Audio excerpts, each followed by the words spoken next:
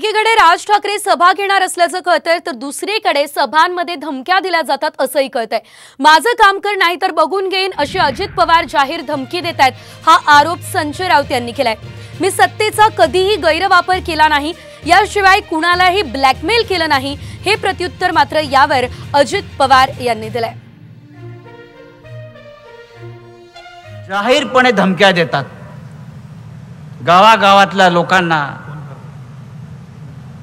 लहान लहान व्यापाऱ्यांना, उद्योजकांना। मराठी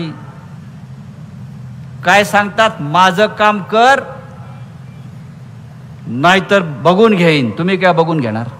धमक्या देण्याचा आमचा धंदा जुना आहे, पण सांगतो कदाचित राष्ट्रवादी काँग्रेसला ते जमणार नाही, त्यांनी ते कॉन्ट्रॅक्ट आम्हाला द्यावं।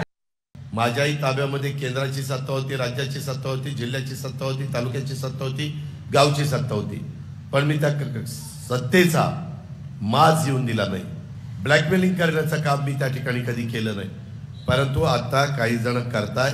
मित्रांनो, उद्याच्या 7 तारखेपर्यंत कळ काढा। अजून जरी तुम्हाला कोणी काही केलं तर खपून घ्या। एकदा मी या निवडणुकीतनं मतदानातनं मोकळा होऊ द्या, मीच त्या कारखान्यात येथून त्याला म्हणतो चल ये माझ्या पुढं, आणि ह्याला का काढलं ते मला सांग।